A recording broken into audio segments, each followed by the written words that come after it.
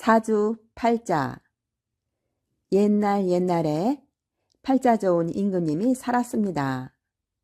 세상에서 이 임금님보다 팔자 좋은 사람은 아마 없었을 겁니다.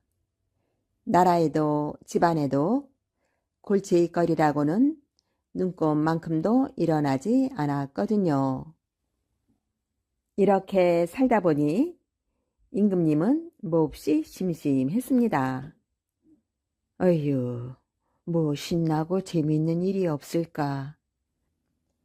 임금님은 늘 이런 궁리만 하였습니다. 그러던 어느 날 한 신하가 와서 소곤거렸습니다. 임금님과 나이도 같고 생일도 같고 태어날 시간도 같고 얼굴도 똑같은 노인이 살고 있답니다. 임금님은 귀가 번쩍 뜨였습니다. 뭐라? 그게 사실이더냐? 그 노인을 당장 불러들여라. 노인은 영문도 모른 채 으리으리한 궁궐에 도착했습니다. 임금님은 노인을 보자마자 화들짝 놀라고 말았지요. 노인도 임금님을 보자 눈이 쟁반만해졌어요. 임금님과 노인은 할 말을 서로 잊은 채 멍하니 바라보고 있었지요. 그러다 잠시 후 임금님이 입을 열었습니다. 과연 나랑 똑같이 생겼구나. 임금님은 노인에게 궁금한 것을 이것저것 물었습니다. 너와 나는 한날 한시에 태어났다. 난 이 나라에서 가장 높은 임금인데 넌 무슨 일을 하느냐? 노인은 머리를 조아리며 말했습니다. 예, 저는 벌을 쳐서 먹고 살고 있습니다. 그래, 벌은 몇 통이나 치느냐? 36통입니다. 노인의 말을 들은 임금님은 고개를 갸우뚱 했습니다. 나는 360개의 고을을 다스리니 하루에 한 고을을 다스리는 셈이지. 그런데 한 고을을 다스리는 일이 여간 신경 쓰이는 일이 아니란 말이야. 하지만 저 노인은 하루에 한 통씩만 벌을 치면 돼. 그럼 저 노인이 나보다 팔자가 더 좋은 거 아니야? 임금님은 생각하면 생각할수록 부글부글 화가 났습니다. 어떻게 하면 저 노인을 골탕 먹일 수 있을까? 임금님은 자기보다 팔자가 좋아 보이는 노인이 몹시 얄미웠습니다. 옳지, 좋은 수가 있다. 갑자기 나쁜 꾀가 임금님 머리에서 뭉게뭉게 피어 올랐습니다. 임금님은 번쩍번쩍 빛나는 금반지를 노인에게 주며 말했습니다. 네, 특별히 너에게 이 금반지를 줄 것이다. 앞으로 궁궐로 들어오라고 할 때마다 이 반지를 꼭 끼고 오도록 해야 한다. 알겠느냐? 네, 알겠사옵니다. 임금님은 노인을 보낸 뒤 뱃사공을 불러들였습니다. 곧 한 노인이 배를 타러 갈 것이다. 너는 그 노인이 낀 금반지를 반드시 강물에 빠뜨려야 한다. 뱃사공은 무슨 사연인지 몰라 어리둥절했지만 누구 명령인데 따르지 않을 수가 있겠어요. 네, 분부대로 하겠습니다. 궁궐을 빠져나온 노인은 서둘러 집으로 가는 배를 탔습니다. 금반지를 낀 손은 남이 볼세라 애써 감추고서 말이지요. 그런데 배가 강의 한 가운데를 지날 때쯤 뱃사공이 뜬금없이 이러는 거였습니다. 임금님께서 금반지를 주셨다면서요. 아니, 자네가 그걸 어찌하나? 노인은 몹시 놀라 어쩔 줄을 몰라 했습니다. 임금님이 주신 금반지가 어떻게 생겼는지 어디 구경이나 한번 해봅시다. 뱃사공은 노인에게 금반지를 보여달라고 했습니다. 아이, 안 되네. 그러지 말고 딱 한 번만 보여주세요. 글쎄, 안 된다니까. 그럼 어쩔 수 없지. 그러더니 뱃사공이 강 한가운데에 배를 떡하니 세우는 거였습니다. 아니, 자네 지금 뭐 하는 건가? 금반지를 보여주기 전까지는 노를 젓지 않겠소. 뱃사공은 막무가내로 버텼습니다. 옥신각신 실랑이를 벌인 끝에 노인은 하는 수 없이 금반지를 보여주고 말았습니다. 이야, 정말 큼지막하니 멋진 반지구려. 나도 딱 한번 껴봅시다. 이번에는 뱃사공이 금반지를 껴보자고 하는 거였습니다. 안 되네. 그건 절대로 안 되네. 노인은 고개를 절레절레 흔들며 반지를 낀 손가락을 꽉 오므렸습니다. 하지만 뱃사공의 등살에 노인은 울며 겨자 먹기로 금반지를 빼주었습니다. 그런데 뱃사공이 금반지를 껴보는 척 하더니 깊고 깊은 강물 속으로 봉당 빠뜨리는 거였습니다. 아이고, 내 반지! 간신히 집에 돌아온 노인은 몸져 눕고 말았습니다. 누구한테 이야기도 못하고 그저 속으로만 끙끙 앓았지요. 아이고, 임금님께서 주신 금반지를 잃어버렸으니 이제 죽은 목숨이구나. 노인은 사흘낮 사흘밤을 밥도 못 먹고 잠도 못 잤습니다. 하루는 보다 못한 아들이 물었습니다. 아버지, 무슨 고민이라도 있으십니까? 아유, 사실은 말이다. 노인은 임금님에게 반지를 받았다가 잃어버리게 된 사연을 모두 털어놓았습니다. 하지만 아들은 금반지 찾는 일은 둘째치고 아버지부터 살려야 했습니다. 그래서 서둘러 장에 갔지요.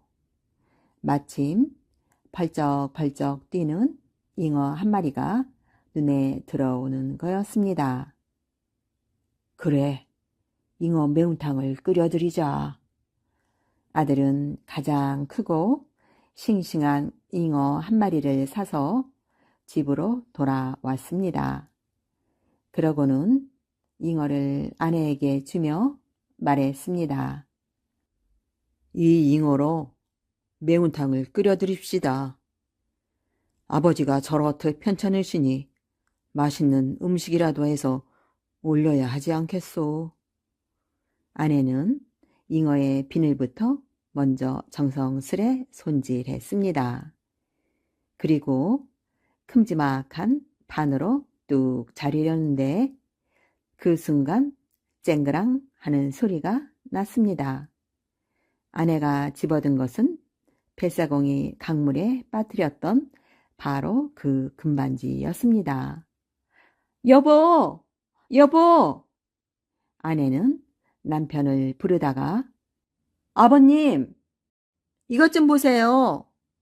노인을 부르고 허둥지둥 정신이 하나도 없었습니다.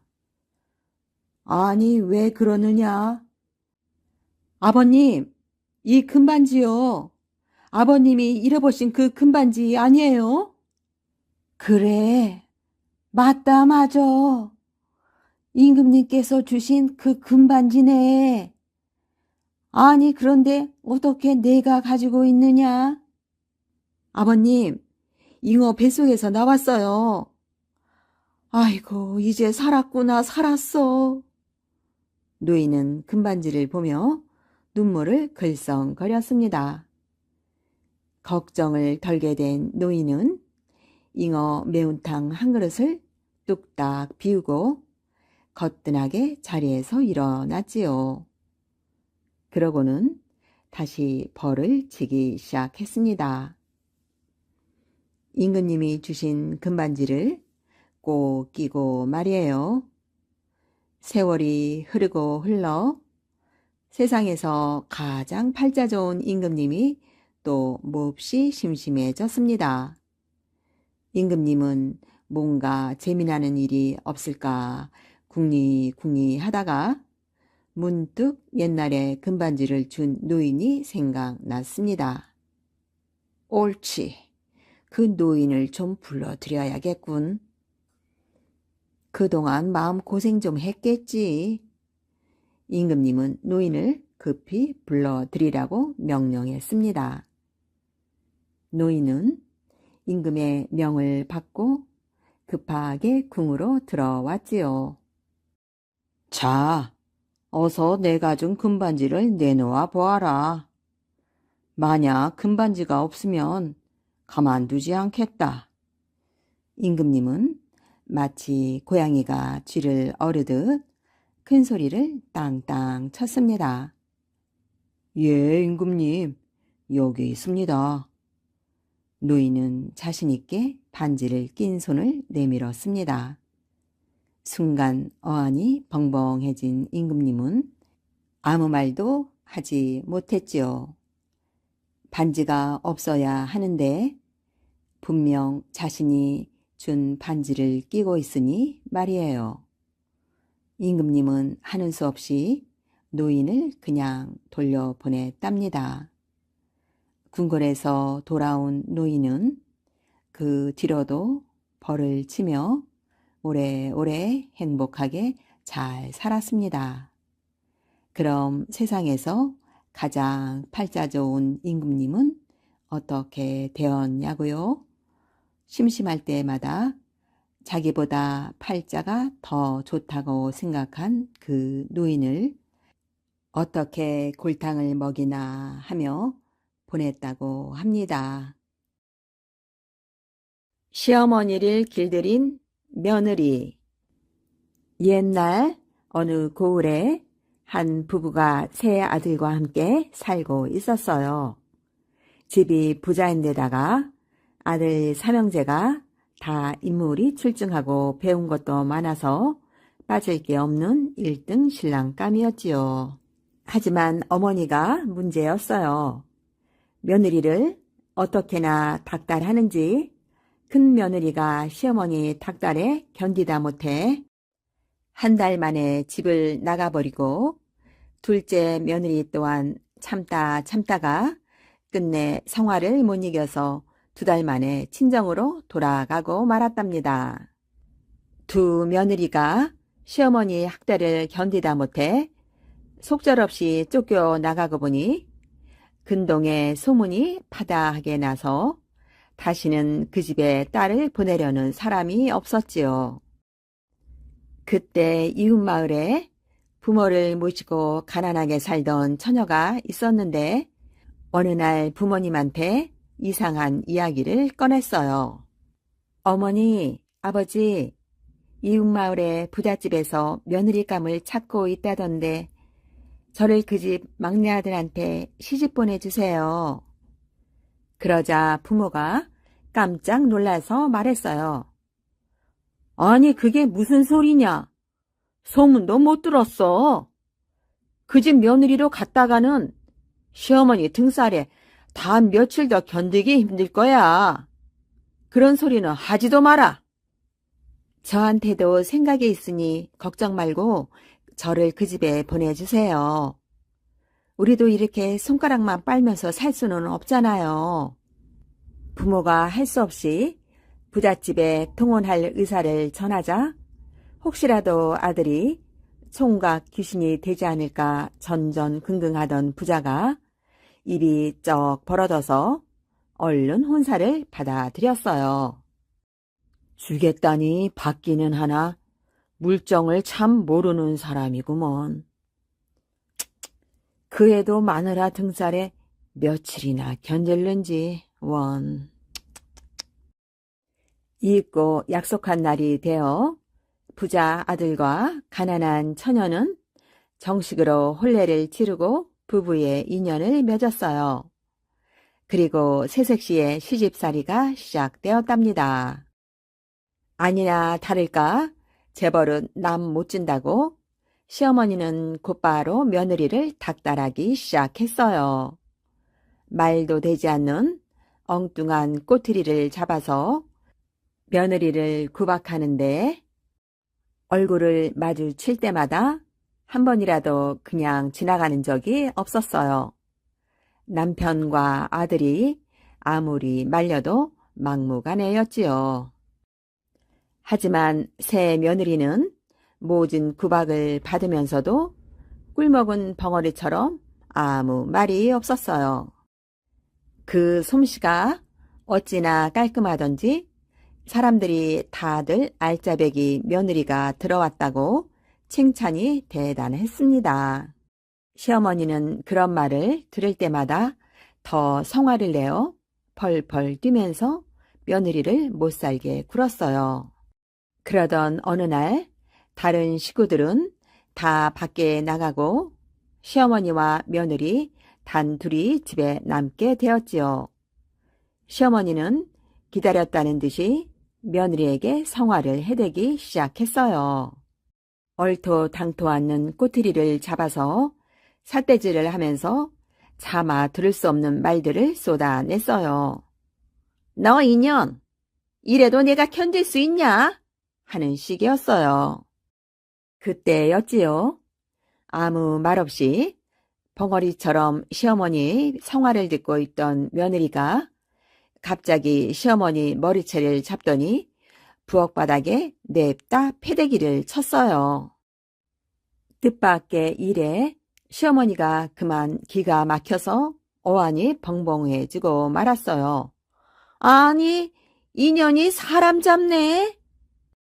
그 기운이 얼마나 센지 시어머니는 힘도 써보지도 못하고 바닥에 개구리처럼 벌렁 낮아빠지고 말았지요.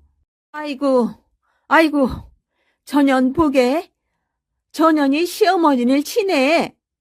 발악하듯 소리를 쳤지만 며느리는 모르는 척 할 일만 했어요.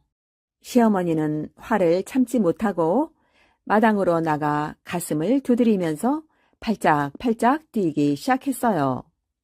마침 밖에 나갔던 집안 식구들이 들어오자 시어머니는 입에 거품을 물고 발악을 했어요. 글쎄, 글쎄 전년이 사람을 치네. 전년이 사람을 쳐.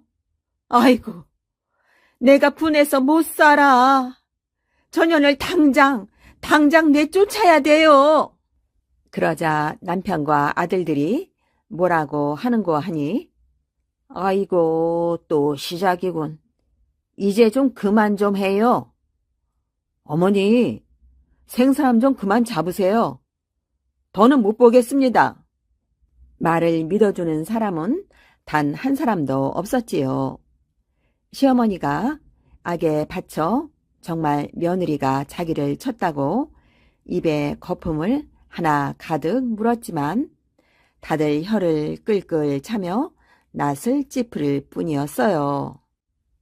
시어머니가 하도 분해서 파르르 떨면서 발을 동동 굴렀지만 그래봐야 헛일이었지요. 같은 일이 다음 날도 그 다음 날도 계속되었어요. 며느리를 닥달하다가 보기 좋게 패대기를 당한 시어머니가 이 사람 저 사람 붙잡고 억울함을 하소연했지만 아무도 믿어주는 사람이 없었답니다. 급기야는 다들 미친 사람처럼 취급하기 시작했어요. 그렇게 여러 날이 지나다 보니 시어머니는 이제 며느리가 무서워지기 시작했어요. 잘못했다가는 뼈도 못 추리겠는지라 감히 큰 소리를 치지도 못했지요. 며느리가 가까이 다가오기라도 하면 예, 됐다 됐어. 저리 가라 저리 가. 손사래를 하며 뒷걸음을 치는 것이었어요. 하늘을 찌를 듯 하던 시어머니의 기세는 그렇게 푹 꺾여 버리고 말았지요. 이제는 풀이 죽어 아무 말도 못하고 집안 대소사를 며느리에게 맡겼답니다. 사람들이 며느리의 칭찬에 입이 마를 날이 없었어요. 며느리는 다른 사람보다도 특히 시어머니한테 공손하게 굴면서 정성을 다했지요. 어머니, 이것 좀 잡숴보세요. 맛있는 걸요. 그러면 시어머니는 그만 직업을 하는 것이었어요. 야, 됐다 됐어. 저리 가라 저리 가. 소금 장수와 바보 아들. 옛날하고도 먼 옛날 한 소금 장수에게 20살이나 된 아들이 있었어요. 소금 장수는 날마다 아들 때문에 한숨을 푹푹 쉬었어요. 왜냐고요? 하나밖에 없는 아들이 너무너무 바보 같았거든요.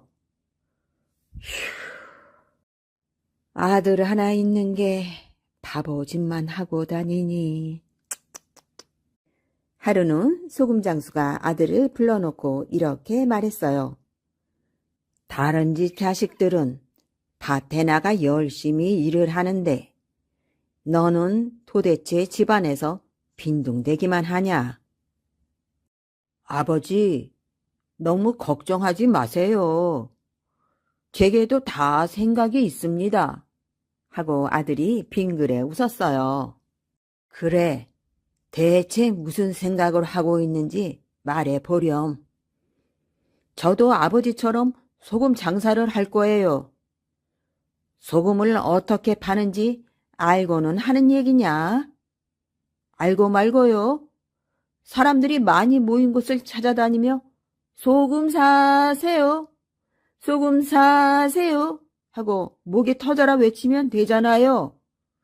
소금 장수는 고개를 끄덕이며 이렇게 말했어요. 이 녀석이 그래도 소금 파는 방법을 알고는 있나 보군. 소금 장수는 아들에게 소금 장사를 시켜보기로 했어요. 이튿날 아침 아들은 소금을 지게에 지고 사람이 많이 모인 곳을 찾아다녔어요. 저게 사람들이 많이 모여있네 하고 달려가는 곳은 금강이었어요. 금강에서는 광부들이 땀을 뻘뻘 흘리며 금을 캐고 있었어요. 소금 사세요, 소금! 아들의 말을 듣는 둥 마는 둥 광부들은 바쁘게 일만 하였어요. 아저씨들 소금 사시라니까요. 이놈아, 내 눈엔 바쁘게 일하는 모습이 안 보이냐? 하고 광부들이 눈을 부라리며 화를 냈어요. 아들은 소금을 팔기는커녕 야단만 맞고 집으로 털레털레 돌아왔어요.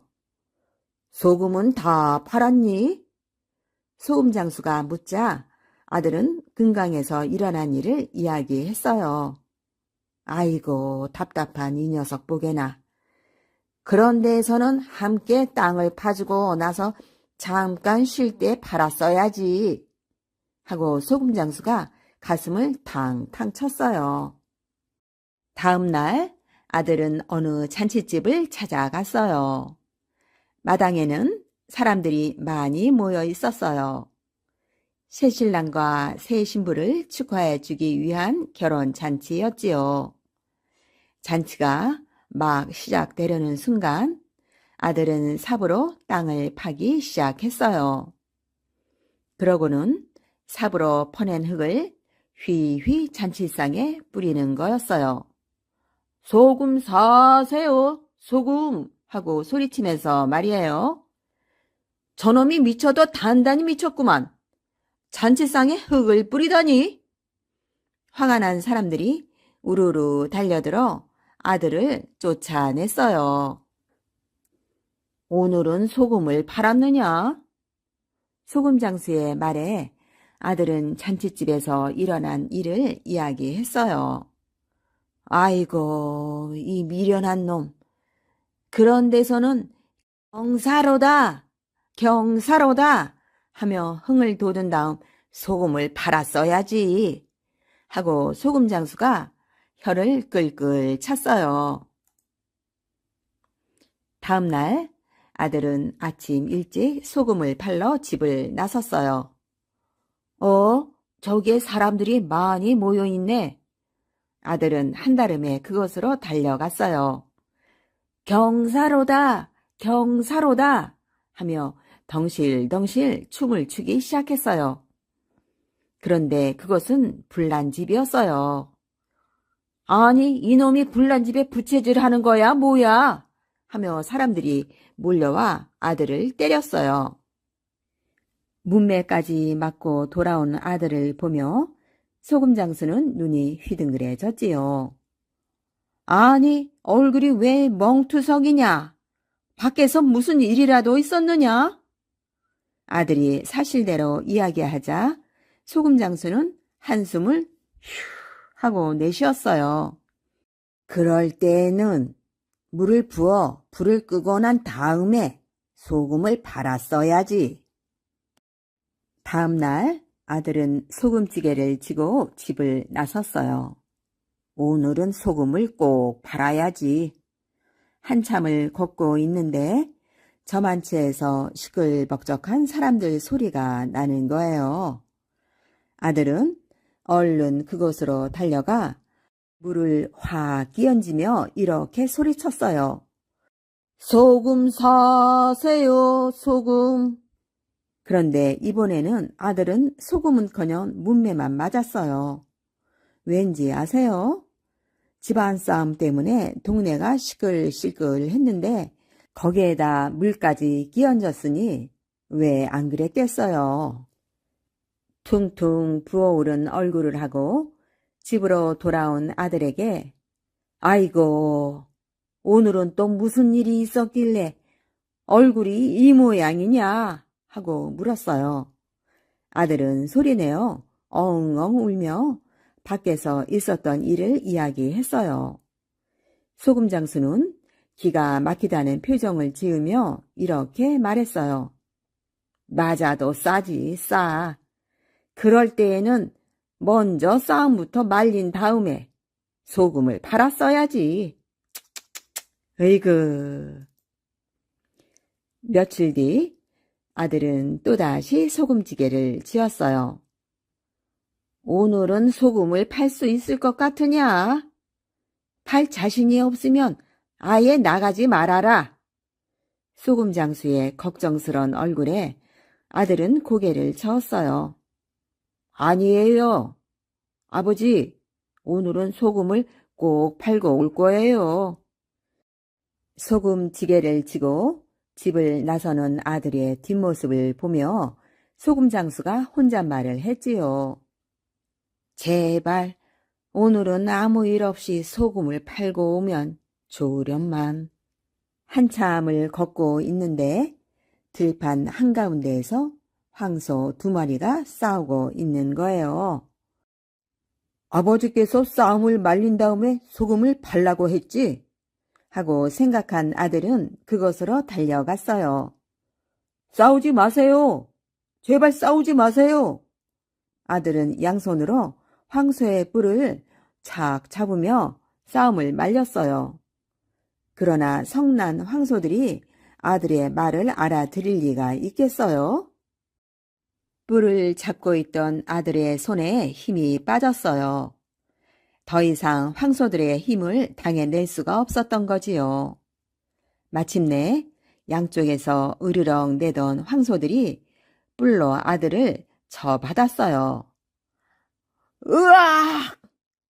아들은 허공에 몸이 붕 떠올랐다가 저 멀리 나가 떨어지고 말았어요. 그 후부터 아들은 소금 장사라면 고개를 저으며 손사래를 쳤다고 하네요. 양반을 가르친 하인. 옛날 어느 마을에 욕심 많은 부자가 살았어요. 부자는 마을에서 제일 가는 큰 부자였지만 무척 인색했답니다. 뭐든지 자기만을 생각하는 왕구두쇠였지요. 대감마님, 아이가 아파 그러니 돈 좀 구워주십시오. 가난한 사람이 찾아와 부자에게 부탁을 하면 에이, 썩 물러가거라 하며 소금을 퍼부었어요. 마을 사람들은 모두 욕심쟁이 부자를 욕했지요. 어느 겨울날 눈이 수북히 쌓여 산과 들이 온통 하얀 눈으로 덮였어요. 여봐라, 돌쇠 있느냐? 네, 대감마님, 소인 여기 있사옵니다. 이렇게 눈이 많이 온 날은 사냥을 하기에 좋지. 어서 사냥감 채비를 하거라. 돌쇠는 활과 화살, 망태기를 챙겼어요. 그리고 사냥에 가서 먹을 주먹밥을 만들려고 부엌으로 갔지요. 이놈 돌쇠야, 사냥 갈 채비를 하라는데 여기서 뭐 하느냐? 네, 사냥 가서 먹을 주먹밥을 준비하고 있사옵니다. 사냥 가서는 짐승을 잡아먹으면 될 터인데 밥이 무슨 필요가 있느냐? 어서 가자. 하는 수 없이 활과 화살, 망태기만 메고 따라 나섰어요.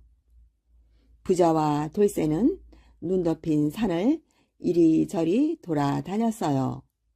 높은 산비탈을 오르기도 하고 산골짜기로 내려가기도 했지요.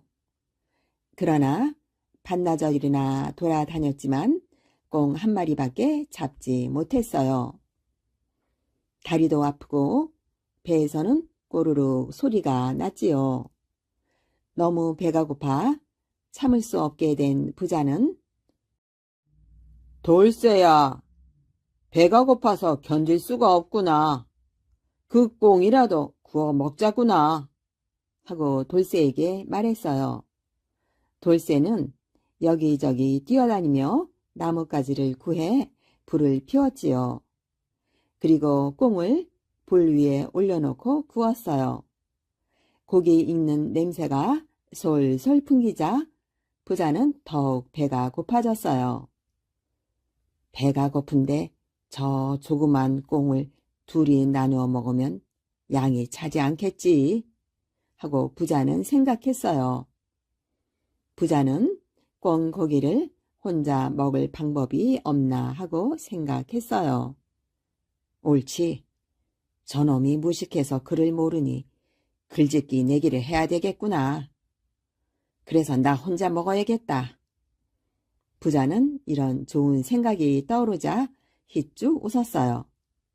돌쇠야, 좋은 경치를 보니 흥이 절로 나는구나. 시 한 수 짓지 않고 어찌 그냥 고기만 먹겠느냐.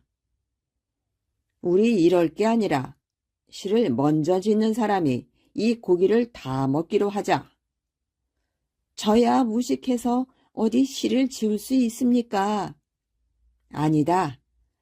그냥 흥이 나는 대로 말을 마치면 된다. 대감마님의 뜻이 정 그러하신다면 그러지요. 돌쇠는 하는 수 없이 고개를 끄덕였어요. 그럼 가짜를 맨 끝말에다 3번 넣기로 하자. 시가 원래는 넉 줄이지만 내가 무식하니 석줄로 하자. 부자는 시를 지으려고 나무 등걸에 앉아 흥얼흥얼거렸어요. 이때 돌쇠가 꽁다리를 뚝 떼어 입에 넣으면서 말했어요. 다 구워졌을까? 맛이 있을까? 어디 먹어볼까? 아니, 이놈 돌쇠야. 시도 짓지 않고 먹어버리면 어떡하느냐? 부자는 눈을 부리며 큰 소리로 돌쇠를 꾸짖었어요. 대감마님, 누구든 시를 먼저 짓는 사람이 고기를 먹기로 하지 않았습니까? 소인은 실을 지어 먹는 것인데 왜 화를 내시는지 모르겠습니다. 돌쇠는 눈을 동그랗게 뜨고 말했어요. 뭐라고? 내가 언제 실을 지었단 말이냐? 그럼 소인이 다시 실을 읊겠습니다. 잘 들어보십시오. 다 구워졌을까? 분명히 가짜가 맨 끝말에 들어갔지요. 맛이 있을까? 또 가짜가 들어갔지요. 어디 먹어볼까? 마지막 줄에도 가짜가 들어갔지요. 소인이 먼저 실을 지었으니 먹는 것인데 무엇이 잘못됐습니까? 부자는 정말 어이가 없었어요. 듣고 보니 정말 가짜가 다 들어간 시가 되었으니까요. 그냥 예산말로 들었는데 정말 시가 되었네. 아이고, 이거 낭패로구나. 대감마님, 소인이 시집기에 이겼으니 이 고기를 다 먹어도 되겠지요? 부자는 할 말이 없었어요.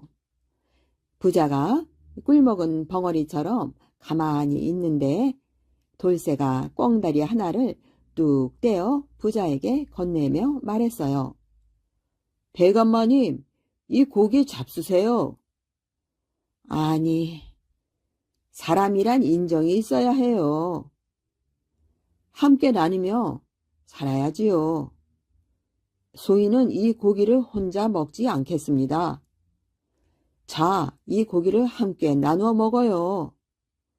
부자는 고기를 먹으면서 아무런 말도 못하고 욕심만 부린 자신을 뉘우쳤어요. 내가 어린 하인에게 참된 진리를 배웠구나. 그 뒤로 부자는 가난한 사람이 찾아오면 따뜻하게 맞아 주었답니다. 장자못 이야기. 옛날 어느 마을에 장자라는 부자가 살았습니다. 인색하기가 놀부요, 심통이 놀부 형님이라 며느리를 쉴 틈 없이 부려댔지요. 땡볕에 자갈밤 매라, 한밤중에 배 짜라, 비 오는 날 방아 쪄라, 눈 오는 날 나무해라. 날이 갈수록 장자의 심술은 늘어만 갔어요. 마을 사람들은 장자를 두고 수근수근 됐지요. 흉년이 들어 굶어 죽는 사람이 넘쳐나도 장자네 곳간은 열릴 줄을 몰랐답니다. 저 혼자 배부르면 그만이더래요. 다들 장자라면 혀를 내둘렀지요. 하루는 해가 뉘어뉘어 질 무렵 높은 스님이 찾아왔어요. 마을에 도통 밥 짓는 냄새가 나지 않는데 이 집에서만 구수한 냄새가 나는구려. 스님은 염불을 하고 시주를 부탁했지요. 장자가 웬일로 스님을 데리고 곡식이 가득 쌓인 곳간 쪽으로 가는 거예요. 스님은 장자를 따라 곳간 앞으로 갔지요. 그러자 장자가 무럭무럭 김이 나는 쇠똥을 넉가래로 푹 퍼서 던지지 뭐예요. 옛다, 이거나 먹어라. 연불 몇 마디에 쌀이라니 어림도 없다. 뒤따라온 부인과 아들도 한마디씩 거들었어요. 우리 영감 소문도 못 들었수. 매를 맞지 않은 게 다행인 줄 아시오. 그런데 스님은 얼굴 한번 붉히지 않고 쇠똥을 받아 돌아갔어요. 저놈이 미친 게로군. 하긴 부잣집 쇠똥이니 어디 쓸 곳이 없겠는가. 누가 배가 골든 말든 내가 알게 뭐야. 장자는 콧방귀만 푹푹 끼어댔지요. 스님이 바리떼 가득 쇠똥을 받아 우물 앞을 지날 때였어요. 장자네 며느리가 저녁살을 씻다가 스님을 보고는 깜짝 놀라 일어났지요. 에그머니나. 며느리는 쇳덩을 훌렁 쏟아버리고 제 몫에 쌀을 담아 주었어요. 스님은 며느리를 찬찬히 살펴보았어요. 운세를 점쳐보니 장자의 집에 큰 재앙이 닥칠 것을 알았지요. 그래서 마음씨 착한 며느리라도 살려야겠다고 생각했어요. 아무 말 말고 나를 따라오시오. 며느리는 영문을 몰라 물었어요. 식구들 저녁상은 어쩌지요? 무슨 일이 있어도 절대로 돌아보지 마시오. 며느리는 주춤주춤 스님을 따라 나섰어요.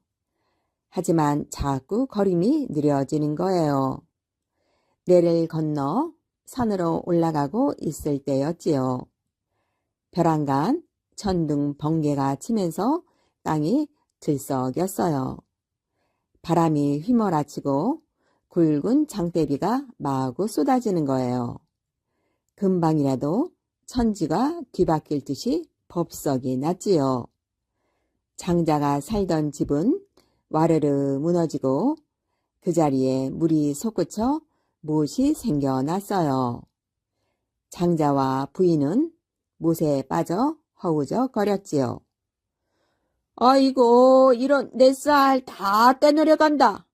에고, 내 금은보화 다 떼내려간다. 장자는 쌀가마니를 안고 부인은 폐무랑을 안고 버둥거렸어요. 아들은 발을 동동 구르고 있었어요. 이놈아, 날 살려라. 아니다, 날 살려라. 장자 부부는 악다구니를 썼지요. 아들은 이러지도 저러지도 못하다 같이 빠져버렸어요. 제 욕심만 채우던 장자 부부와 아들은 집과 함께 흔적도 없이 사라졌어요.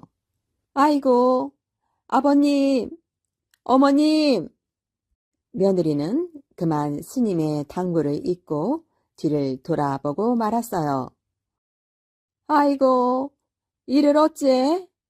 며느리는 그대로 돌이 되어버렸어요. 스님과 마을 사람들은 며느리를 안타까이 여겨 제사를 지내고 착한 며느리를 기렸지요. 흉년으로 굶는 날이 많았던 마을 사람들은 며느리 바위에 모여 제사 음식을 나누어 먹었지요. 지금도 장자못에 가면 욕심 때문에 천벌을 받은 장자의 이야기가 두고두고 전해지고 있답니다. 노인을 버리는 지게. 아주 옛날 마음씨 나쁜 농부가 살았습니다. 이 농부에겐 나이가 많은 아버지가 있었습니다. 염라대왕은 무얼 하느라고 저렇게 나이 많은 사람은 안 데려갈까? 농부는 늘 아버지가 불만이었습니다. 누가 아니래요. 농부의 아내도 맞장구를 쳤습니다. 그런 어느 날 농부의 아버지가 병이 들어 자리에 누웠습니다. 이거 참 갈수록 태산이군. 이젠 밥까지 떠먹여야 하니 정말 귀찮게 됐어요. 농부 부부는 병들어 누운 아버지를 전보다 더 구박을 했습니다. 바쁜 농산일을 핑계삼아 노인을 굶기기도 서슴지 않았습니다. 얘야, 아직 점심은 안 먹니? 어느 날 노인은 배고픔을 참다 못해 할 수 없이 며느리에게 물었습니다. 조금만 참으세요. 곧 저녁 진지를 지어드릴 테니까요. 쌀바가지를 들고 우물가로 가며 며느리는 눈을 흘겼습니다. 바쁜 농사철에 한 끼 정도는 걸을 수도 있는 거지. 뭐 한 끼 굶는다고 죽기라도 한담. 그 말을 듣고 노인은 한숨을 내쉬며 혼잣말을 했습니다.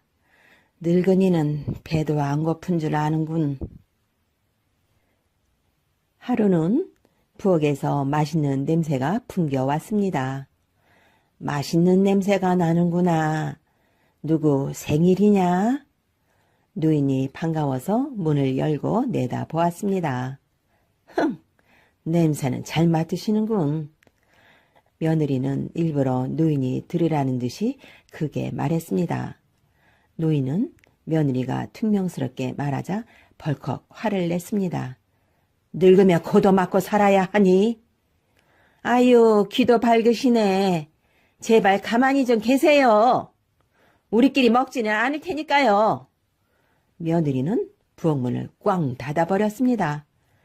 할아버지는 귀여운 손자 꺽쇠가 없었다면 그 구박을 견디지 못했을 것입니다. 얼마 뒤 며느리는 떡을 조그만 쟁반에 담아 시아버지의 방문 앞에 갖다 놓았습니다. 여기 떡 갖다 놓았으니 잡수든지 말든지 마음대로 하세요. 할아버지는 방에서 며느리의 말을 들었으나 몹시 속이 상해 있었기 때문에 아무 대답도 하지 않았습니다. 보나마나 마지못해 두어 개 갖다 놓았겠지. 차라리 안 먹고 말지. 그런 생각을 하고 자리에 누운 노인은 깜빡 잠이 들고 말았습니다. 야옹, 야옹. 밤이 되자 도둑 고양이가 나타나서 그 떡을 모조리 먹어치웠습니다. 다음 날 아침 며느리가 빈 쟁반을 가지고 가며 중얼거렸습니다. 한 조각도 안 남기고 다 잡수셨네. 먹성 하나는 좋으시다니까. 그러자 방문이 열리며 노인이 고개를 내밀고 말했습니다. 나는 떡 먹은 일 없다. 아니 그럼 어제 저녁에 이 쟁반에 수북이 담아둔 떡은 어디 갔단 말이에요? 며느리는 빈 쟁반을 들고 어리둥절해서 노인에게 물었습니다. 난 모르는 일이다. 아유, 이젠 노망까지. 며느리는 기가 막히다는 표정을 지었습니다. 마침 그때 옆집에 사는 개똥이 어머니가 놀러왔습니다. 개똥이 엄마, 글쎄 내 말 좀 들어봐요. 꺽쇠 엄마, 왜 그러세요? 어제 저녁 이 쟁반에 떡을 담아 아버님께 드렸거든요. 아, 글쎄 오늘 아침에 보니 이렇게 비어 있었어요. 그런데 아버님은 떡에 손도 안 댔다고 딱 잡아떼시는 거예요. 나는 분명히 갖다 드렸는데 말이에요. 아이고, 꺽쇠 할아버지가 이젠 노망이 드신 모양이네요. 정말 그런 것 같아요. 어쩌면 좋지요?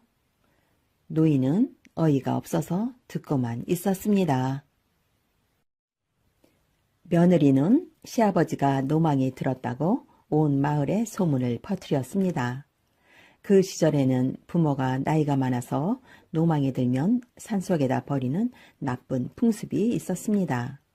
이것을 고려장이라고 합니다. 며느리는 농부에게 말했습니다. 아버님이 노망이 드신 것 같아요. 고려장을 지내야겠어요. 이 말을 듣고 있던 농부는 잠시 망설이더니 곧 찬성을 했습니다. 마을 사람들도 아버님이 노망 드신 줄로 알고 있으니 우리를 욕하지는 않을 거요. 우리를 욕을 하다니요.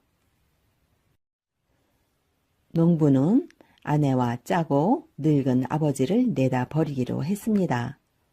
그런데 한 가지 걱정이 있어. 할아버지를 좋아하는 꺽쇠 녀석이 알면 아무래도 울고불고 하면서 난리가 날 텐데 이걸 어쩌지? 그래서 내가 벌써 궁리를 해두었지요. 어디 멀리 심부름을 보낸 다음에 산으로 가세요. 그래야겠군. 아내는 꺽쇠를 불렀습니다. 예, 꺽쇠야. 이 보퉁이를 외갓집에 갖다 드리고 오너라. 네, 엄마. 아무것도 모르고 있는 꺽쇠는 보퉁이를 집어들고 집을 나갔습니다. 여보, 어서 서두르세요. 꺽쇠가 돌아오기 전에 다녀와야지요.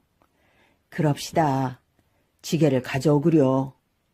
농부는 낡은 지게에 아버지를 태웠습니다. 얘야, 어딜 가는 거냐? 지게 위에서 노인이 물었습니다. 산으로 꼭 구경을 갑니다. 겨우내 방 안에서만 계셔서 답답하실 테니까요. 농부는 거짓말을 했습니다. 그러냐? 오랜만에 나들이를 하는구나. 아들은 쉬지 않고 걸음을 재촉했습니다. 아들이 자꾸 깊은 산속으로만 들어가자 노인은 이상한 생각이 들었습니다. 아범아, 진달래꽃이 활짝 피었구나. 좀 쉬었다 가자. 그러지요. 마침 쉬고 싶었던 농부는 길가에 지게를 내려놓았습니다. 얘야, 진달래꽃이 너무 곱구나. 한 다발만 꺾어다오. 농부는 곱게 핀 진달래꽃을 꺾어 노인에게 주었습니다. 고맙다, 아범아. 아버님, 저 깊은 산속에는 더 좋은 꽃이 많아요. 그래, 더 들어가 보자.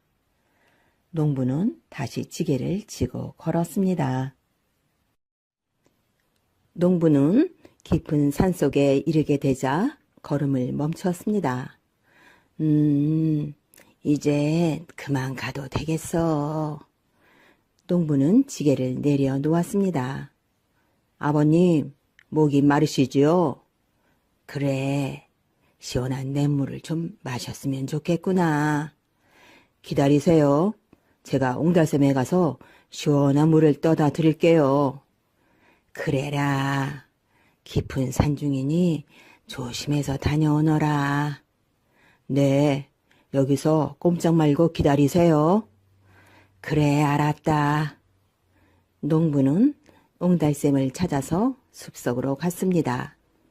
그리고 그대로 집으로 돌아와 버렸습니다. 노인은 샘물을 들어간 아들을 기다렸습니다. 그러나 아무리 기다려도 아들은 돌아오지 않았습니다. 그렇구나. 내가 늙고 병들어서 아무 일도 못하니까 나를 버린 게로구나.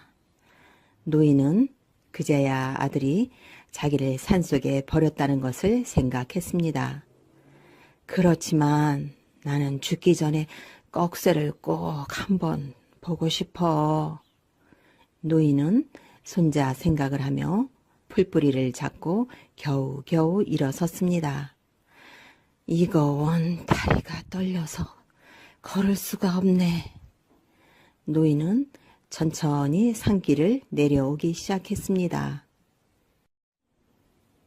노인은 점점 힘이 빠졌습니다. 더 걸을 수가 없는걸. 아휴. 그때 어디선가 토끼가 다가왔습니다. 힘내세요. 내 옷처럼 하얀 할아버지 수염이 나는 좋아요. 나뭇가지 위에서는 산새가 지적이었습니다. 나도 할아버지가 좋아요. 할아버지의 숨소리는 새소리 같거든요. 그래, 고맙다. 할아버지는 조심조심 진달래꽃이 핀 산길을 내려갔습니다. 아휴, 힘을 내야지. 귀여운 꺽쇠를 보려면. 할아버지는 다리에 힘을 주었습니다. 그때 꺽쇠의 소리가 들려왔습니다. 할아버지! 아니, 꺽쇠야, 이 산중에 내가 웬일이냐? 노인은 반가워서 소리쳤습니다. 꺽쇠는 놀라서 얼른 뛰어가 할아버지를 부축했습니다. 어디 갔다 오는 거냐? 응? 엄마 심부름으로 외가댁에 갔다 오는 길이에요. 할아버지의 말로 이 깊은 산속에 혼자서 웬일이세요? 내 아범이랑 꼭 구경을 왔다가 그만 길을 잃었단다. 할아버지는 차마 귀여운 손자에게 사실대로 말할 수가 없었습니다. 아버지는요? 아침나절에 헤어져 지금까지 못 만났어. 그럼 아침부터 저녁까지 하루 종일 산속에서 헤매셨군요. 이렇게 말한 꺽쇠는 마음속으로 모든 것을 짐작할 수 있었습니다. 할아버지, 이젠 아무 걱정 마세요. 자, 제 등에 업히세요. 오냐, 그래. 할아버지는 꺽쇠에게 업혀 산길을 내려왔습니다. 꺽쇠야, 내 뺨이 진달래 꽃빛 같구나. 저녁 햇살을 받은 꺽쇠의 두 뺨은 붉었습니다.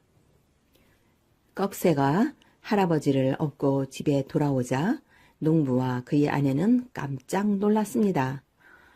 꺽쇠야, 이게 어떻게 된 일이냐? 농부가 물었습니다. 그렇잖아도 지금 할아버지를 찾으러 가려고 했었는데. 농부의 아내가 얼른 둘러댔습니다. 외갓집에서 돌아오는 길에 산길에서 할아버지를 만났어요. 어머니께서 오늘 저에게 심부름을 참 잘 지키셨어요.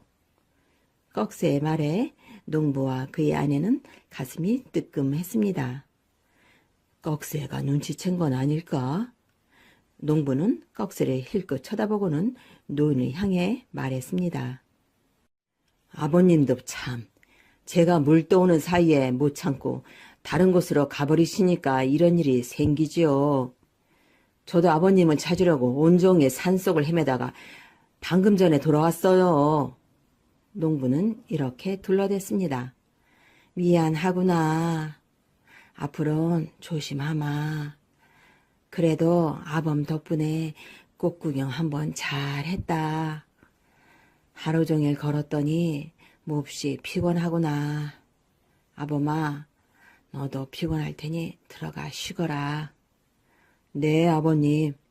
편히 주무세요. 농부와 그의 아내는 시큰둥하게 말하고 방으로 들어갔습니다. 아랫방으로 들어와 누운 노인은 꺽쇠를 보며 빙긋 웃었습니다. 방으로 들어온 농부는 아내를 원망하며 퉁명스럽게 말했습니다. 당신 잘못이야. 하필이면 심부름을 그쪽으로 보내가지고 일을 그르치게 하다니. 이그. 그러나 아내는 농부를 원망했습니다. 그게 어떻게 제 잘못이에요? 당신이 아주 기쁜 골짜기에 버렸으면 이런 일이 생기지 않았을 거예요. 그러다가 두 사람은 똑같이 어린 꺽쇠를 원망하기 시작했습니다. 꺽쇠 녀석 때문에 일이 잘 안 되는군. 그러면서 두 사람은 다시 노인을 버릴 궁리를 했습니다. 농부가 아내에게 말했습니다. 꺽쇠가 걸려서 도무지 안 되겠는걸. 끝까지 속일 수도 없는 노릇이니 모든 걸 꺽쇠에게 말합시다. 그리고 나서 잘 되려면 되지 않겠소? 잘 될까요? 내가 잘 얘기할 테니 당신은 두고 보. 다음날 농부는 아들을 불렀습니다. 꺽쇠야, 내 말을 잘 들어라. 이제 할아버지도 늙으셨으니 고려장을 지내야겠다. 늙고 일 못하면 그래야지요. 꺽쇠가 아버지 말을 잘 알아듣는구나. 그럼 그래야 효자지. 농부는 아들의 말이 뜻밖이라 놀라면서도 무척 반가웠습니다. 꺽쇠야, 오늘 말이 나온 김에 당장 할아버지를 버리고 오자. 그러지요. 농부는 노인을 지게에 지고 산으로 갔습니다. 아범아, 오늘은 어딜 가는 거니? 노인이 물었지만 농부는 대답하지 않았습니다. 꺽쇠는 뒤에서 아버지를 따라갔습니다. 아범아, 또 꽃 구경 가니? 농부는 아무 대답도 하지 않았습니다. 깊은 골짜기에 이르자 농부는 노인을 내려놓았습니다. 아버님, 여기서 잠깐 쉬고 계세요. 농부는 능청스럽게 말했습니다. 농부는 지게도 벗어놓은 채 아들의 손을 잡고 얼른 돌아섰습니다. 그리고 걸음을 재촉하며 산을 내려갔습니다. 아버지, 잠깐만 기다려보세요. 깜빡 잊은 것이 있어요. 아버지를 따라가던 꺽쇠가 갑자기 걸음을 멈추고 말했습니다. 무얼 잊었단 말이냐? 농부가 의아해하며 꺽쇠에게 물었습니다. 지게를 가지고 가야지요. 아니다. 그 지게는 너무 낡아서 버려도 괜찮아.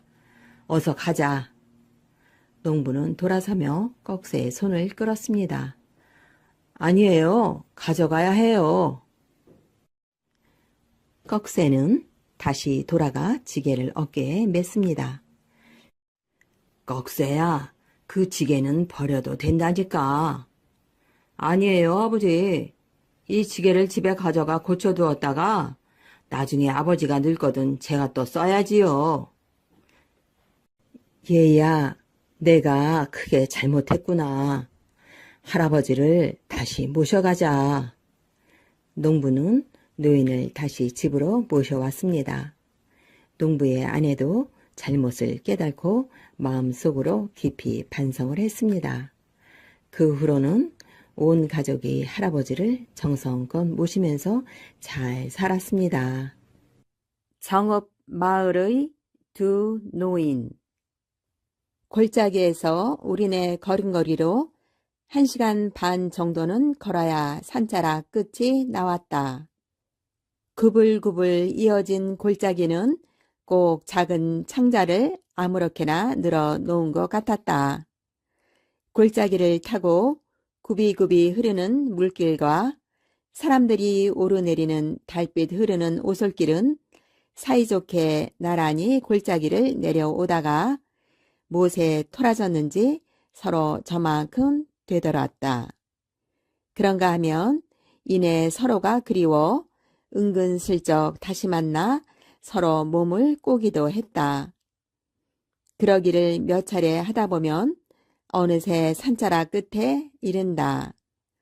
산자락 끝에는 보리수나무, 찔레덩굴, 노박덩굴, 다래덩굴, 조팝나무 등이 제멋대로 한테 어울려 낮에는 솔바람과 놀고 밤에는 달빛에 목욕을 하였다. 어느 길이든 길은 반드시 사람들이 모여 사는 동네로 이어지게 마련이었다. 호랑이들이 모여 저녁거리를 의논하던 산골짜기에서 시작된 길은 산자락 끝 펑퍼짐한 곳을 고르게 파일군 밭대기와 곡식이 꺽지게 자라고 있는 논두렁에까지 이어졌다. 한여름에 쏟아지던 불볕이 죄다 뿌리로 흘러들어가 영양분이 되었는지 이 마을의 옥수수 떼들은 장정의 어깨를 넘볼 만큼 훤칠하게 자라나 있었다. 그런가 하면 논에는 알이 통통하게 밴 벼 이삭들이 눈부신 햇살 아래 병정놀이라도 하듯 줄을 맞춰 서 있었다. 그 마을의 이름은 정읍이었다. 정읍은 달밤에 다소곳이 엎드려 있는 동네 집들만 보아도 대번에 오래된 마을임을 알 수 있었다. 또 농사를 짓는 가난한 백성들만 모여 사는 곳이 아니라는 것도 한눈에 알아챌 수 있었다. 작은 마을이긴 했지만 밤나무며 살구나무, 아래 버선 코같이 뻗어나간 기와 지붕의 추녀며 제법 번듯한 대청마루, 입춘 대기를 써붙인 웅장한 대문들이 이 마을의 오랜 전통을 자랑했다. 또 동네 어귀에 버티고 선 늙은 느티나무도 이 마을의 오랜 역사를 말해 주었다. 맴 소란스러우면서도 시원하게 들리는 매미 소리가 늙은 느티나무에서 소나무처럼 쏟아져 내렸다. 온 동네의 매미란 매미는 죄다 이곳으로 모여들었는지 한낮이면 매미들은 서로 노래 자랑이라도 하듯 큰 소리로 울어댔다. 매미 소리가 지게워치기라도 한 듯 느티나무 잎들은 모두 하늘을 향해 손사래를 쳤다. 아이고, 덥다. 더워 이놈의 하늘이 모두 푹 쪄서 죽이려나. 왜 이리 더워?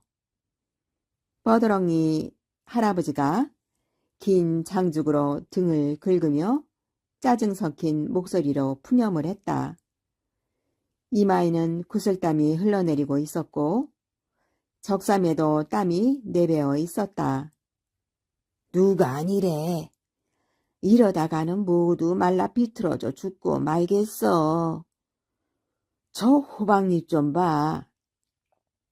물기를 다 뺏겨 시들시들한 게 꼭 다 죽어가는 자네 꼴이네 그려. 이마 한쪽에 파달만한 점이 있는 할아버지가 느티나무 아래 평상에 누웠다가 일어나 앉으며 대꾸하였다. 하긴 그래.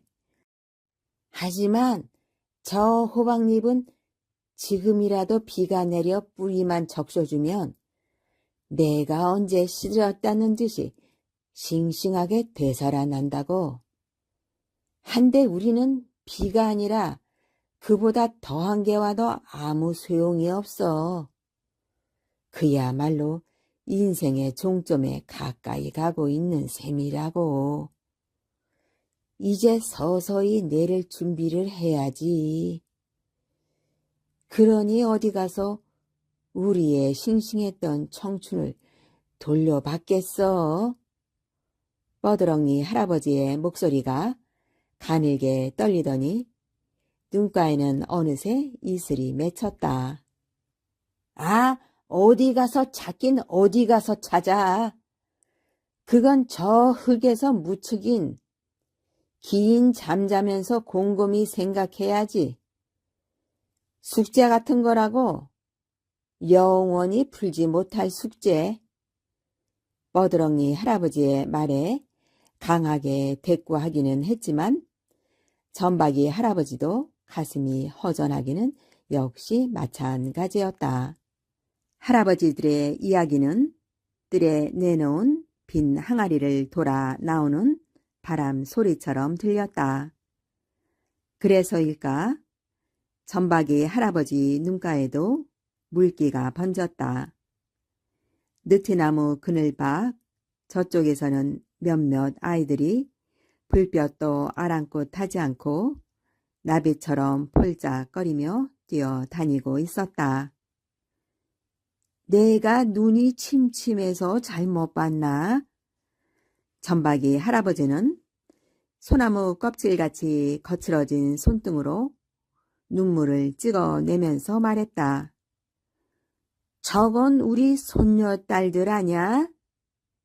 그래, 순분이랑 그 친구들이로군 그래. 아니 저러다가 더위라도 먹으면 어쩌려고 쟤들이 저러나. 불볕 속에서 뛰어다닌 아이들의 얼굴은 모닥불이라도 뒤집어 쓴 것처럼 벌써 벌겋게 달아 있었다. 괜찮아. 저 좋아서 뛰는 것은 불볕 더위 아니라 장작불 속에 뛰어도 끄떡없다네. 그러니 괜한 걱정은 하지 말라고. 저 때가 좋을 때지.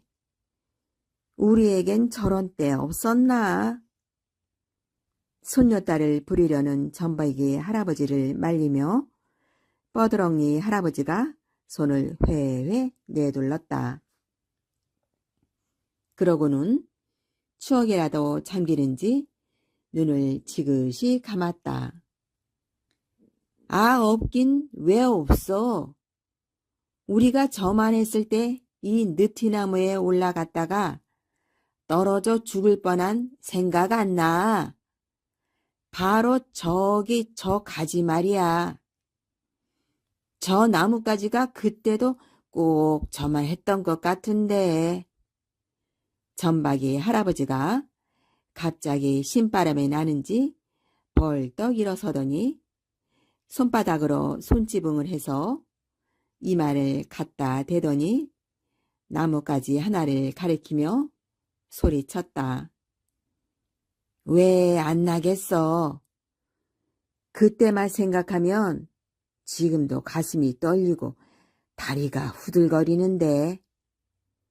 뻐드렁이 할아버지도 새삼스럽게 옛 추억이 떠오르는지 눈빛이 살아났다. 그때 발뚝만한 구렁이가 어떻게 하고 있었다고 했지? 나는 그 얘기만 들으면 소름이 끼치면서도 고소하더라고. 옛기, 내가 까치알을 꺼내겠다고 하니까 제가 잘난 척하고 먼저 올라갔다가 그런 봉변을 당했으니 안 고소하겠냐? 전박이 할아버지는 손뼉까지 쳐가며 침을 튀기며 이야기를 했다. 그 모습이 꼭 짓궂은 어린아이의 장난질처럼 천진난만해 보였다. 어이구, 내가 저걸 친구라고. 뻐드렁니 할아버지는 전박이 할아버지에게 밉지 않은 눈길을 보내고는 옛날에 있었던 일을 또 이야기하기 시작했다. 그때는 내가 너보다 나무를 잘 탔지. 힘도 세었고. 그래서 그랬는지 괜히 자기가 싫더라고. 마침 다령이, 명수, 봉섭이 같은 애들이 내가 까치알을 꺼내러 올라간다니까 나를 슬쩍 쳐다보지 않겠어? 시합을 하라는 눈치였지. 그러니 별명이 원숭이였던 내가 가만히 있을 수 있었겠냐? 재빠르게 나무를 오르기 시작했지. 아마 처음에는 내가 앞서 올라갔지? 그야, 내가 먼저 오르기 시작했으니 당연하지. 그래도 까치집 앞에서는 내가 한 두어 걸음 앞섰지. 이제 까치알은 내 거다 하고 승리자의 기분을 느끼면서 아무 생각 없이 까치집에 손을 쑥 넣었는데 그게 잘못이었어. 왜? 전박이 할아버지는 그 얘기를 골백 번도 더 들어 훤히 알면서도 처음 듣는 사람처럼 긴장한 얼굴로 눈을 크게 뜬 채 물었다. 두 노인은 이 마을에서 나서 같이 자라고 늙어가고 있으니 70여 년을 친구로 지내온 셈이다. 그러니 서로를 가족보다도 더 잘 알았다. 그런데도 이 얘기를 할 때면 묻는 사람이나 대답하는 사람이나 늘 처음 하고 듣는 새로운 이야기인 것처럼 굴었다.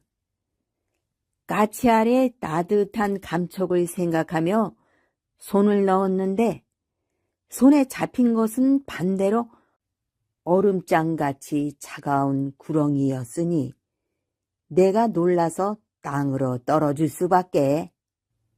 뻐드렁니 할아버지는 이야기를 끝마치고는 아주 순박하게 웃었다. 고맙다 삼룡아. 고맙다니. 갑자기 뭐가 고맙다는 거야.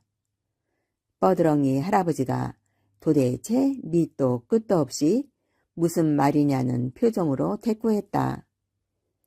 내가 떨어질 것을 내가 떨어져 1년 동안 똥오줌 싸면서 알았으니 고맙다고 할 수밖에. 예끼 이 나쁜 친구 같으니라고. 매미 소리는 아직도 우렁차게 느티나무 그늘로 쏟아져 내렸다. 할아버지, 저 매미 잡아주세요. 언제 왔는지 불밤송이 같은 머리를 한 코울리개가 뻐드렁니 할아버지의 팔을 잡고 흔들었다. 저도 영민이보다 더 큰 말매미를 잡아주세요. 배가 볼록 나온 아이는 전백이 할아버지의 손을 잡아 흔들었다.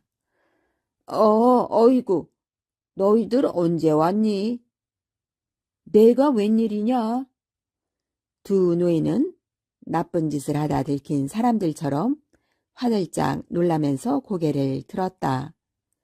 그러고는 약속이라도 한 듯이 똑같이 눈물을 훔쳐냈다. 매미 잡아주세요. 저도요. 매미는 저렇게 며칠을 울려고 몇 년을 그 어두운 땅 속에서 살아있는지 아니? 그러니까 그냥 살려두자. 저 매미 소리가 얼마나 시원하니? 저 소리 없으면 이 할아비들은 이 그늘에 쉬러 안 와요.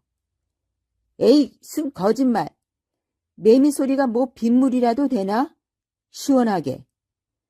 손자들은 입을 삐죽이며 말대꾸를 했다. 할아버지가 젊었을 때는, 아니, 어렸을 때는 매미를 잘 잡았는데 이제는 늙어서 못 잡아요. 그리고 이 느티나무에는 구렁이가 살아서 매미 잡는 아이는 혼내준대요. 너도 들었지? 이 영훈이 할아버지가 까치할 꺼내러 올라갔다가 구렁이한테 놀라서 떨어져 죽을 뻔한 얘기 말이야.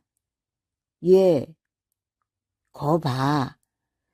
매미 잡다가 떨어져 죽는 것은 괜찮은데 그 구렁이가 우리 귀여운 손자들한테 해코지 하면 어떻게 하니?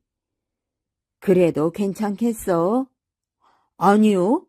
무서워요, 할아버지. 아이들은 몸서리를 치면서 두 할아버지의 품으로 파고들었다. 그래, 그래. 매미는 그냥 두자. 매미 소리는 이 늙은이의 추억을 되살리는 귀중한 소리란다. 그렇고 말고. 매미 소리는 우리 어릴 때나 지금이나 똑같거든. 두 노인은 손자를 껴안고 아직도 소나기처럼 시원스레 쏟아지는 매미 소리를 들으며 작은 동산만한 느티나무를 쳐다보았다. 맴. 지치지도 않는지 땡볕이 따갑지도 않은지 매미의 울음소리는 끝도 없이 이어졌다. 어부의 아내. 옛날 바닷가 어느 마을에 가난하지만 착한 어부와 그의 아내가 살고 있었습니다. 어느 추운 겨울날 어부의 아내는 생선을 팔러 나갔습니다. 오늘은 생선이 하나도 안 팔리네. 그렇지, 언니한테 생선을 좀 사달라고 부탁해야겠다. 어부의 아내는 부잣집으로 시집간 언니를 찾아갔어요. 언니, 오늘 생선이 아주 싱싱해요. 생선 좀 사주세요. 아유, 비린내. 어서 치우지 못하겠니? 우리는 고기만 먹지 생선은 먹지 않는다고. 그런 줄 몰랐어요. 미안해요. 언니에게 쫓겨난 어부의 아내는 집으로 돌아가는 길에 잠시 쉬어가기로 했습니다. 아주머니, 아주머니. 깜짝 놀란 어부의 아내가 소리나는 쪽을 바라보니 생선이 말을 하고 있었습니다. 아주머니, 전 바닷속 용왕님의 아들인데 세상 구경을 나왔다가 그물에 걸렸답니다. 저를 살려주세요. 어쩐지 오늘 생선이 하나도 안 팔린다 했더니 너 때문에 그런 모양이구나. 어부의 아내는 생선을 바다에 놓아 주었어요. 그러자 물고기는 늠름한 왕자가 되어 바다에서 걸어 나왔어요. 아주머니, 정말 고맙습니다. 저와 같이 용왕님을 뵈러 용궁으로 가요. 용왕님은 어부의 아내를 반갑게 맞아 주었습니다. 아들을 살려줘서 정말 고맙소. 네, 그대에게 작은 감사의 선물을 드리리다. 어부의 아내는 용왕님이 건네주는 고양이 한 마리를 들고 집으로 돌아왔습니다. 하루에 콩 5알만 먹이라고 했지? 어부의 아내가 노란콩 5알을 먹이자 놀랍게도 고양이는 노란 금똥을 쌌습니다. 어부의 집은 고양이의 금똥으로 얼마 지나지 않아 부자가 되었습니다. 이 소식을 들은 부자 언니가 쫓아왔습니다. 금똥을 싸는 고양이를 나에게 빌려줘. 어부의 아내는 어쩔 수 없이 언니에게 고양이를 빌려주었어요. 언니, 하루에 노란콩 5알만 먹여야 해요. 말도 안 되는 소리. 많이 먹여야 한꺼번에 금똥을 많이 싸지. 언니는 고양이에게 노란콩을 한 그릇이나 먹이고 금똥 싸기를 기다렸습니다. 그런데 금똥을 쌀 줄 알았던 고양이는 새까만 똥만 싸다가 그만 죽고 말았습니다. 언니가 너무 욕심을 부려서 고양이가 죽은 거예요. 어부의 아내는 고양이를 양지 바른 곳에 묻어 주었습니다.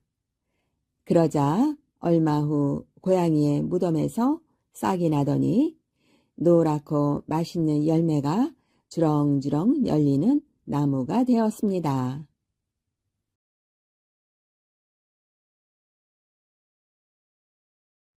말하는 새. 먼 옛날 어느 나라에 한 임금이 살았어요. 결혼한 지 10년이 지났지만 왕비한테 아이가 안 생기는 거예요. 하는 수 없이 임금은 작은 왕비를 맞아들였어요. 작은 왕비가 아이를 가졌어요. 임금은 어찌나 기쁘던지 작은 왕비만 좋아했지요. 그러니 큰 왕비 마음이 어땠을까요? 샘도 나고 화도 나서 어쩔 줄 몰라 했지요. 드디어 작은 왕비가 아이를 낳는 날이 되었어요. 큰 왕비는 구렁이 한 마리를 옷자락에 감추고 들어가 작은 왕비가 낳은 아이와 구렁이를 슬쩍 바꿔치기 했어요. 그러곤 놀라는 척하며 소리를 질렀어요. 아이고, 이를 어쩌면 좋아. 작은 왕비가 구렁이를 낳았네. 큰 왕비는 임금에게 뻔뻔하게 거짓말을 했지요. 소문이 나면 안 되니 이 구렁이는 제가 몰래 내다 버릴게요. 이러고는 작은 왕비의 아이를 산에 내다 버리는 거예요. 작은 왕비는 다음 해에도 그 다음 해에도 아이를 낳았어요. 그때마다 큰 왕비는 쥐나 고양이로 바꿔치기 했지요. 물론 진짜 아이는 모두 산에 버렸고요. 다행히 그 산에 사는 할아버지가 아이 울음소리를 듣고는 얼른 아이를 안고 집으로 돌아왔어요. 여보, 이 아이는 하늘이 내려주신 선물이 틀림없어. 맞아요. 우리 함께 정성껏 기르기로 해요. 이렇게 세 아이는 차례대로 노부부의 자식이 되었어요. 첫째와 둘째는 사내 아이였고 막내는 계집 아이였지요. 세 아이는 노부부의 사랑을 듬뿍 받으며 무럭무럭 자랐답니다. 그런데 이를 어쩌면 좋아요. 노부부가 같은 병에 걸려 같은 날 죽고 말았지 뭐예요. 어린아이 셋이 앞으로 어찌 살까요? 앞날이 막막했지요. 그러던 어느 날 흰 수염을 길게 늘어뜨린 할아버지가 그 집을 찾아왔어요. 너희들이 잘 살려면 말하는 새를 찾아야 한다. 서쪽으로 곧장 백리를 가보거라. 다만 셋이 함께 가지 말고 한 명씩 가야 한다.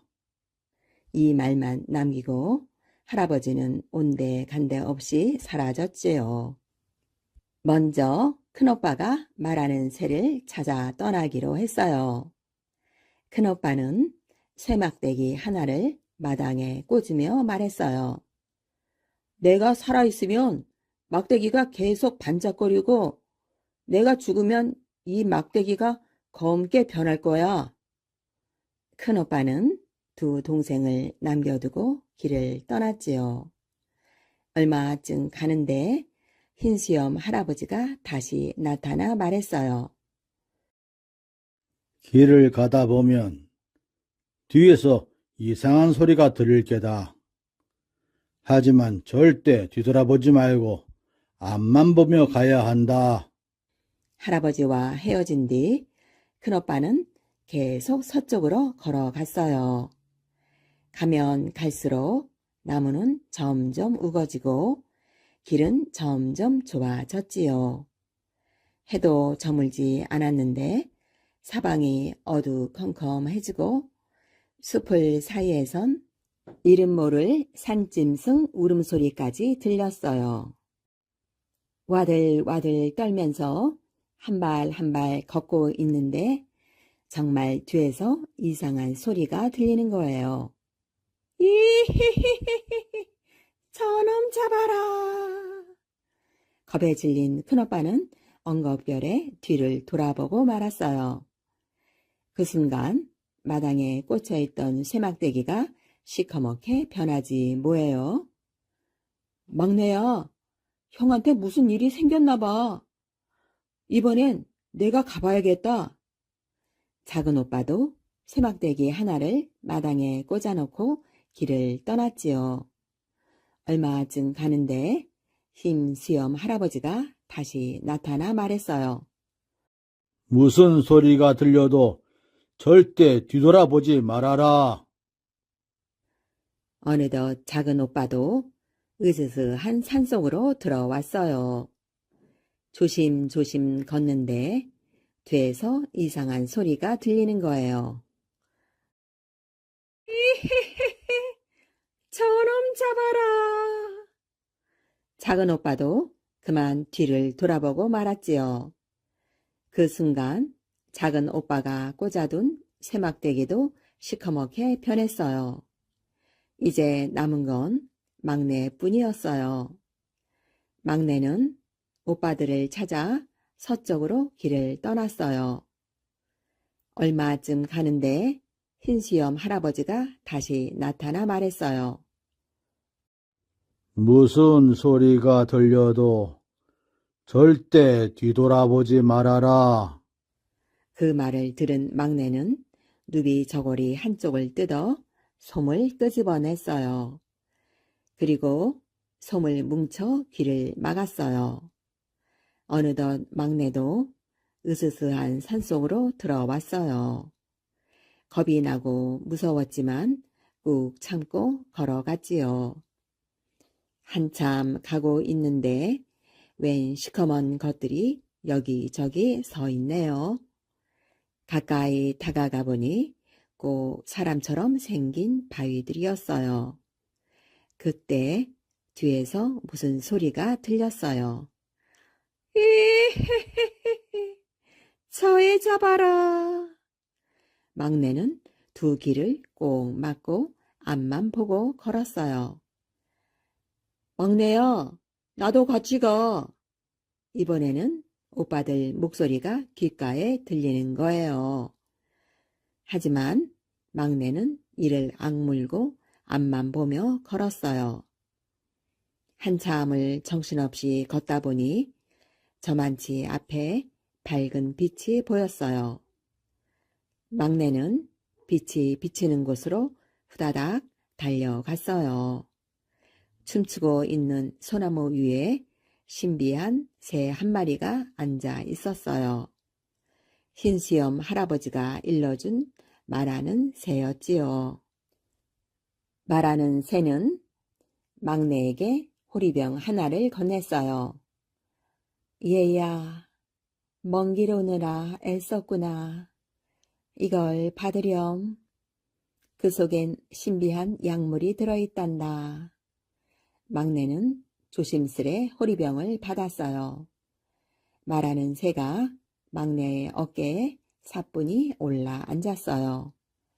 자, 이제 나와 함께 너의 집으로 돌아가자꾸나.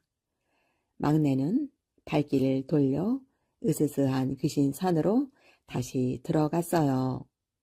말하는 새가 길가의 바위들을 가리키며 말했어요. 얘야, 신비한 약물을 바위 위에 뿌려보아라. 막내는 호리병 뚜껑을 열고 약물을 조심스레 뿌렸어요. 바위에 또도독, 저 바위에 또도독. 그러자 놀라운 일이 일어났어요. 바위들이 꿈틀꿈틀 움직이더니 사람으로 변하지 뭐예요. 큰 오빠와 작은 오빠도 이 바위들에 있을 거야. 막내는 약물을 뿌리면서 앞으로 나아갔어요. 그러자 작은 바위 하나가 꿈틀대더니 하품을 해요. 잠 한번 잘 잤네. 곧이어 옆에 바위도 꿈틀대더니 지지개를 펴요. 짜짜짜. 내가 너무 오래 잤나? 막내가 보니 큰오빠랑 작은오빠예요. 막내는 두 오빠를 얼싸안고 좋아서 펄쩍펄쩍 뛰었지요. 새 아이는 말하는 새와 함께 무사히 집으로 돌아왔답니다. 그런데 세상에 말하는 새가 있으니 금세 소문이 퍼졌어요. 소문은 돌고 돌고 돌아서 임금님 귀에까지 들어갔지요. 하루는 말하는 새가 막내에게 이런 말을 하는 거예요. 점심 무렵에 임금이 올 것이니 술상을 차리거라. 안주로는 오이를 내놓되 그 위에 모래를 뿌려야 한다. 막내가 고개를 갸우뚱하며 물었지요. 아니, 임금님이 드실 오이에 모래를 뿌리라고요? 내가 시키는 대로 하렴. 그래야 너희가 잘 살게 된단다. 막내는 밭에 가서 커다랗고 길쭉한 오이를 하나 따왔어요. 그러고는 그 위에 모래를 솔솔 뿌렸지요. 임금이 도착하자 막내는 얼른 술상을 내왔어요. 마침 목이 마르던 임금은 술을 벌컥벌컥 들이켰지요. 그러고는 오이 하나를 집어 입에 넣었어요. 으저적, 아자작, 물에 씹히는 소리가 막내 귀에까지 들렸어요. 임금은 씹던 오이를 퇴퇴 뱉고는 불같이 화를 냈어요. 괘씸한 것! 감히 임금한테 모래투성이 오이를 내놓다니! 막내는 어찌할 바를 몰라 했지요. 바로 그때 말하는 새가 임금을 큰 소리로 꾸짖었어요. 자기 새끼 버린 줄은 모르면서 오이에 모래 든 것은 어찌 그리 쉽게 하느냐. 참으로 고약한 아비로구나. 그제야 임금은 모든 사실을 알게 되었지요. 임금은 새 아이를 데리고 궁궐로 돌아왔어요. 그리고 혼자 쓸쓸히 지내는 작은 왕비를 찾아갔지요. 내가 고약한 큰 왕비한테 속아서 당신과 아이들한테 큰 죄를 지었구려.